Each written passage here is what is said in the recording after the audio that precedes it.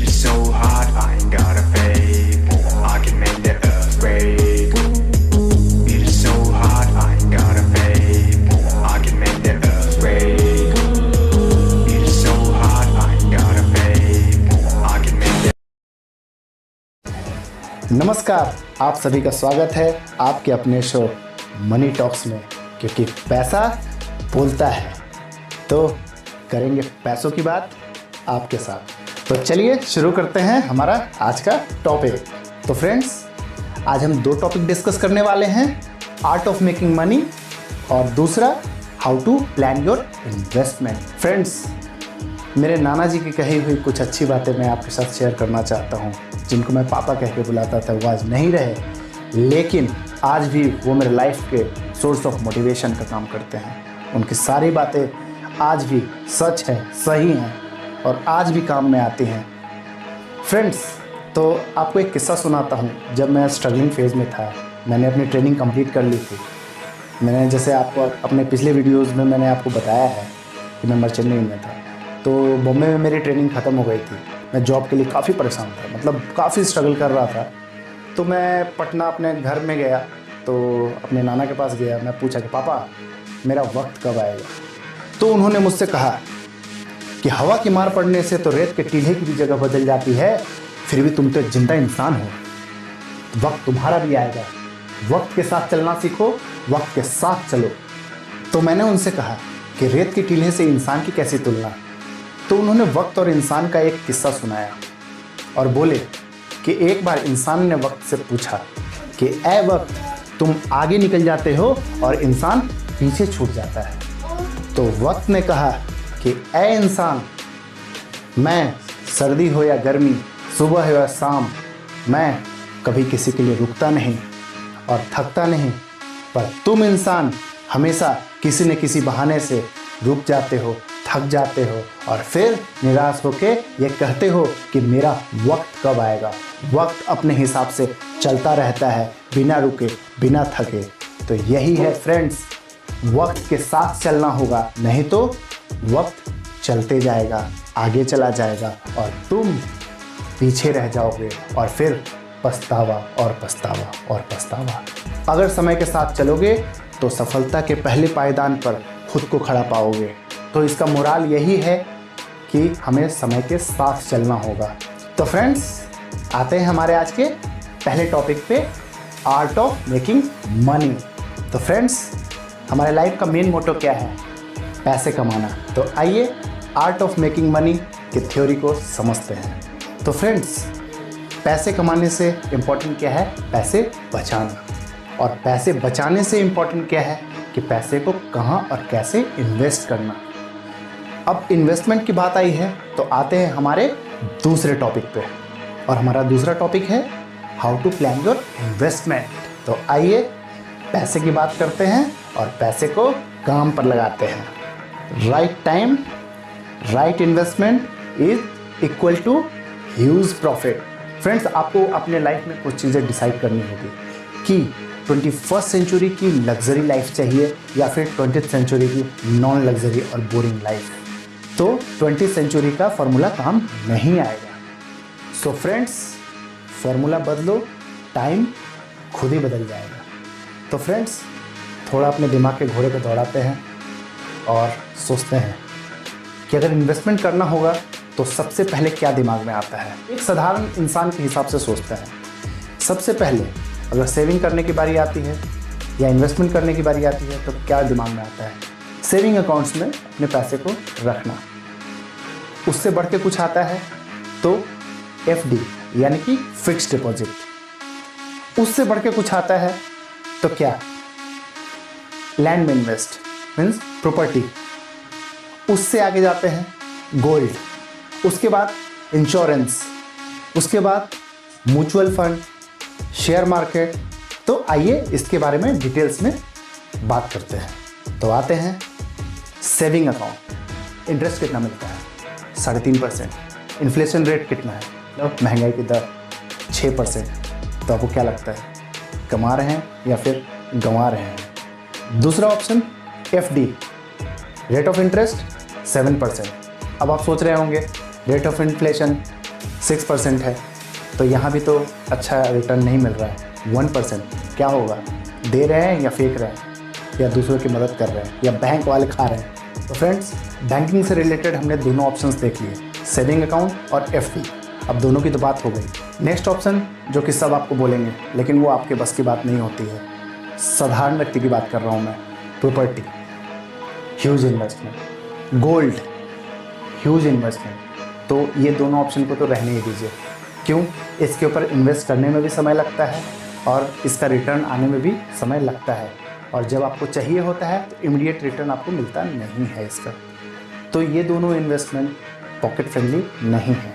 अब next option पे आते हैं, इंश्योरेंस। हम इंश्योरेंस क्यों कराते हैं? लाइफ कवर के लिए।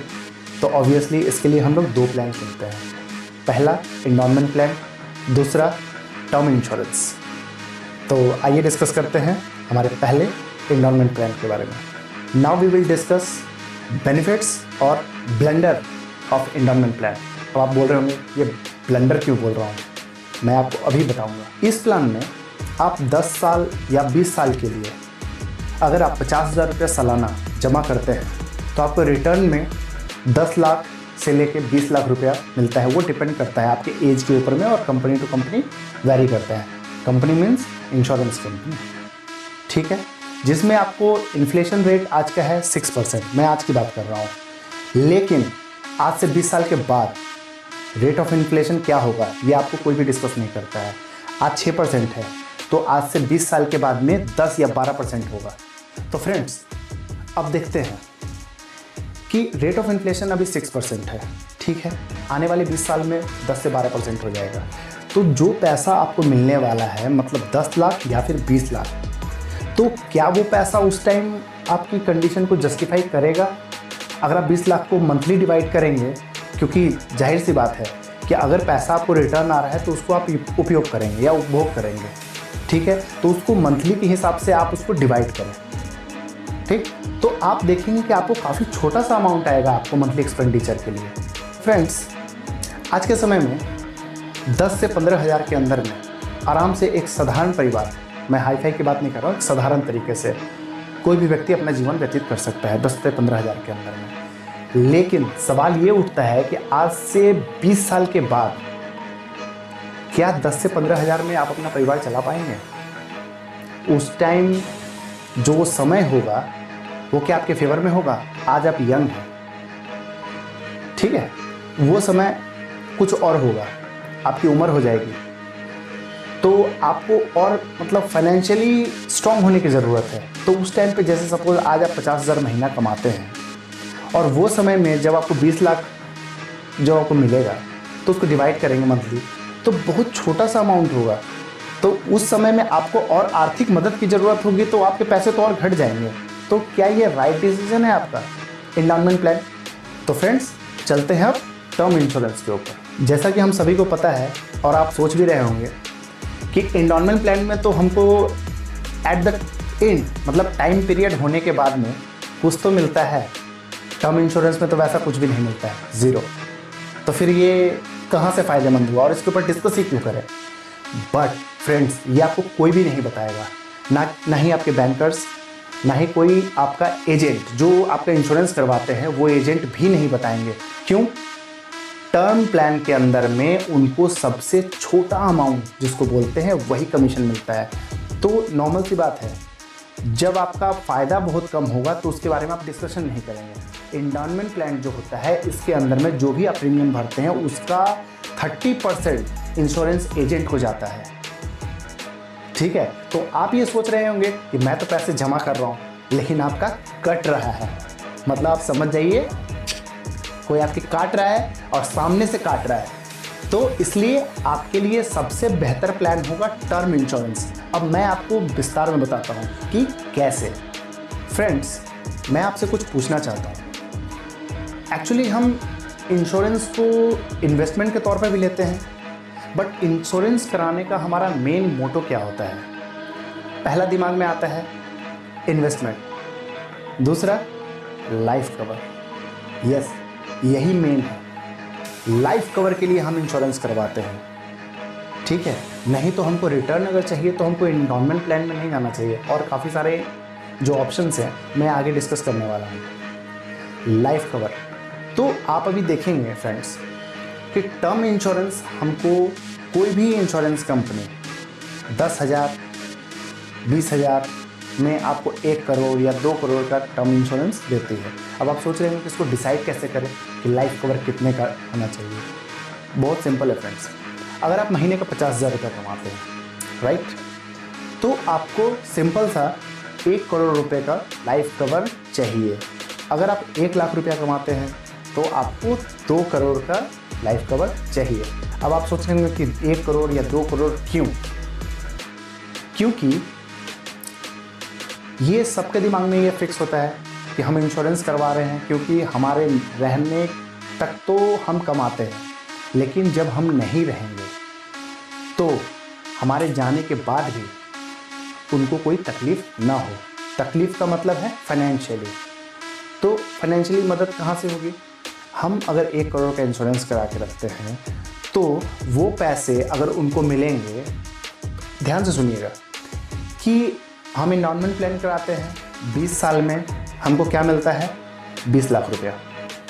टर्म इंश्योरेंस में पैसे भी कम देने हैं, वहाँ 50,000 हर साल देना है और 20 साल तक देना है, राइट। यहाँ आपको पर ईयर के हिसाब से कोई कंपनी आपको 10,000 में, कोई कंपनी आपको उससे कम में या उससे थोड़ा सा ज़्यादा लेके आपको टर्म इंश्योरेंस करती है, जो आपको 1 करोड़ 2 करोड़ आपके चॉइस के हिसाब से आप करा सकते हैं, जो कि काफ़ी कम है। अब आप देखिए कि जहाँ आपको 50,000 लग रहा था साल का, वहाँ 10,000 में आपको 1 करोड़ का मिल गया, ठीक है।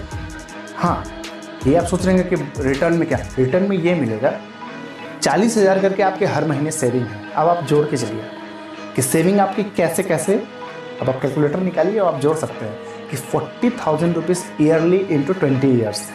अब आप देखिए कि आपको कितना फ़ायदा होता है। तो फ्रेंड्स, ये जो टर्म इंश्योरेंस है ये आपके लिए काफ़ी फ़ायदेमंद साबित होगा। कैसे?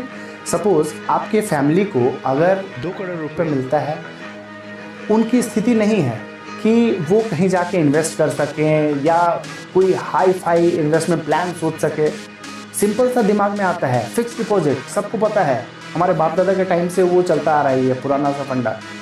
7% तो मिलेगा, कुछ नहीं करना होगा, बैंकिंग में जाके इन्वेस्ट करेंगे, फिक्स डिपॉजिट।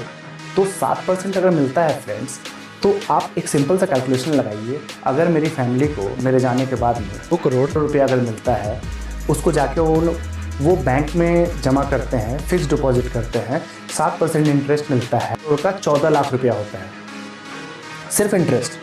पैसे वहीं के वहीं हैं, 14 लाख रुपया। अब उसको डिवाइडेड बाई 12 करें तो पर मंथ में कितना आएगा? 1,20,000 रुपया। जो कि आप सोचिए, अगर इन्फ्लेशन 10 से 12% भी हुआ तो भी आज के हिसाब से जैसी लाइफस्टाइल है उससे कहीं बेहतर लाइफस्टाइल वो स्पेंड करेंगे। तो आप ऐसा मत सोचिएगा कि आपके जीते जी अगर आप झगड़ा करते हो घर में तो आप मरने के बाद ज़्यादा खुश होंगे। नहीं फ्रेंड्स, आपकी कमी कोई पूरी नहीं कर सकता है। मैं सिर्फ आपको यह समझाना चाहता हूँ कि राइट इन्वेस्टमेंट कैसे करें। फ्रेंड्स, जाना तो हम सभी को एक दिन है, ये सत्य है, दुनिया का अटल सत्य। भगवान श्री कृष्ण ने कहा है कि मौत ही सत्य है और सब मिथ्या, मतलब झूठ। तो फ्रेंड्स, क्यों न हम कुछ ऐसा करके जाए कि हमारे जाने के बाद मुस्कुराहट में लोग याद करें, हमारे चाहने वाले, हमारा परिवार, न कि आंखों से आंसू निकले और उस वक्त याद करें। तो अब डिसीजन आपका है, मुस्कुराहट में उनकी याद बनना चाहते हैं या फिर रोता हुआ चेहरा, डिसीजन आपका है, चॉइस इज़ योर्स। अब आपके इन्वेस्टमेंट के प्लानिंग में और थोड़ा स्पेंड करते हैं। फ्रेंड्स, अब आपने एंडोमेंट प्लान में तो भूल जाइए, अब 10,000 आपने इन्वेस्ट कर दिया, 50,000 आप इन्वेस्ट करने वाले थे, 10,000 आपने इन्वेस्ट कर दिया टर्म इंश्योरेंस में, ठीक है। आपके पास बच गए 40,000 रुपये, जो कि अभी भी आपके पास में है।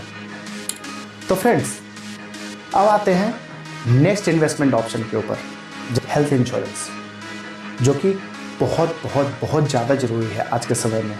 अगर ये नहीं होगा तो आपके जितने भी सेविंग्स हैं वो सबको ड्रैगन की तरह निकल लेगा।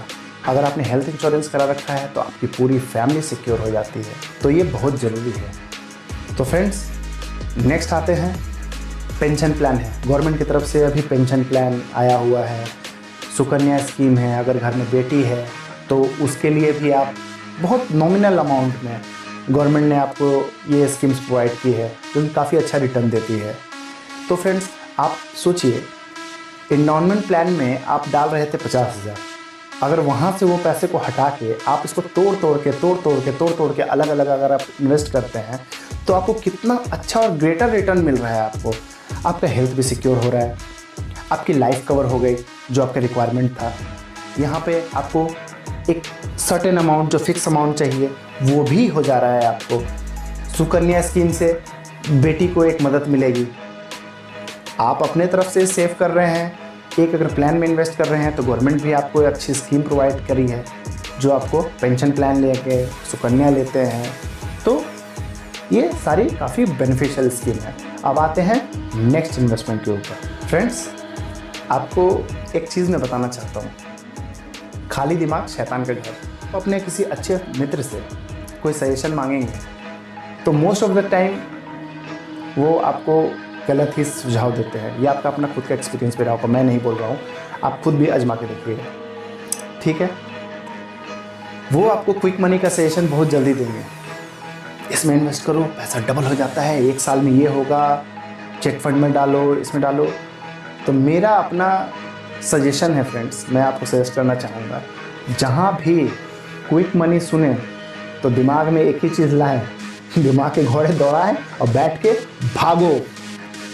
फ्रेंड्स, अब आते हैं हमारे नेक्स्ट इन्वेस्टमेंट स्कीम के ऊपर में, जिसके बारे में मैं आपको डिस्कस करना चाहता हूँ, जो कि काफ़ी अच्छा है, म्यूचुअल फंड्स। तो फ्रेंड्स, टीवी में तो हम हमेशा इसकी ऐड देखते हैं, पैसे को काम पे लगाइए, पैसे को काम पे लगाइए। तो काफ़ी लोग इसके बारे में या तो नहीं जानते हैं, या थोड़ी सी जानकारी है, या फिर जानने के बाद भी डरते हैं कि क्या म्यूचुअल फंड सेफ़ है। तो मैं आपको बताता हूँ फ्रेंड्स, यस, ये सेफ़ है, क्योंकि म्यूचुअल फंड को सेबी रेगुलेट करती है, जो कि एक गवर्नमेंट ऑर्गेनाइजेशन है। तो म्यूचुअल फंड काफ़ी सेफ़ है। अगर फ्रेंड्स आपको म्यूचुअल फंड या कोई और टॉपिक के बारे में काफ़ी विस्तार में जानकारी चाहिए तो आप हमारे कमेंट बॉक्स में जाकर लिख सकते हैं, हम आपके उस टॉपिक पर वीडियो बनाकर पूरी तरह से एक्सप्लेन करेंगे। और आप सोच रहे होंगे कि एक तो छूट ही गया, वो है शेयर मार्केट। तो फ्रेंड्स, अगर आपके पास में समय है, आपके पास में शेयर मार्केट की नॉलेज है, तो ही आप उसमें पढ़ें, नहीं तो मैं आपको कभी भी सजेस्ट नहीं करूंगा कि शेयर मार्केट के चक्कर में पड़ें। क्यों फ्रेंड्स, इसमें बारीकी से नज़र रखनी पड़ती है, कब ऊपर उठा, कब नीचे गिरा मार्केट। तो नॉर्मली ये जो भी इन्वेस्टमेंट की बातें मैं कर रहा हूँ, क्योंकि अभी जितने भी मैंने आपको इन्वेस्टमेंट के प्लान्स बताए, वो आपको apart from your busy life, मतलब इन इन्वेस्टमेंट में आपको ध्यान नहीं रखना है, इसके लिए लोग इन्वॉल्व हैं। तो म्यूचुअल फंड के अंदर में भी लोग हैं जो आपके पैसे को टाइमली इन्वेस्ट करते हैं सही जगह पे, ताकि आप सही रिटर्न पाएँ। लेकिन शेयर मार्केट में आपको पर्सनल टाइम देना पड़ेगा, अपना नॉलेज और अपना ज्ञान लगाना पड़ेगा, तभी आप पैसे कमाएंगे। नहीं तो शेयर मार्केट में अभी का भाव कुछ, अभी आपने लगाया, काम में व्यस्त हुए, शाम तक देखेंगे पैसे खलास। तो इसीलिए मैं आपको आगाह करना चाहता हूँ। ऐसा नहीं कह रहा हूँ कि शेयर मार्केट में पैसे ना लगाएं, लेकिन समय हो और उसकी नॉलेज हो तभी लगाएं। तो फ्रेंड्स, तो मैंने आपके मनी रिलेटेड और इन्वेस्टमेंट रिलेटेड जो इश्यूज़ थे उसके डाउट सारे क्लियर किए हैं, और जो कुछ रह गए हैं तो आप हमारे कमेंट बॉक्स में जाके लिख सकते हैं। तो फ्रेंड्स, आज के लिए इस वीडियो को यहीं पे समाप्त करते हैं। ऐसे तो ये वीडियो काफ़ी लंबा हो गया है, बट फ्रेंड्स प्लीज़ हमारे वीडियो को जाके लाइक ज़रूर कीजिएगा, शेयर करेंगे और सब्सक्राइब ज़रूर कीजिएगा हमारे चैनल को। आगे हम पैसे के ऊपर में हाउ टू मेक मनी, घर बैठे कैसे पैसे कमाएं, इंटरनेट पे कैसे पैसे बनाते हैं, काफ़ी सारे टॉपिक्स लेके हम आने वाले हैं फ्रेंड्स। तो हमारे चैनल को सब्सक्राइब करना ना भूलें, हमारे चैनल को सब्सक्राइब करें और बेल नोटिफिकेशन ज़रूर दबाएं कि हमारे आने वाली नेक्स्ट वीडियो की नोटिफिकेशन आपको सबसे पहले मिले। तो फ्रेंड्स, टिल देन, नमस्कार और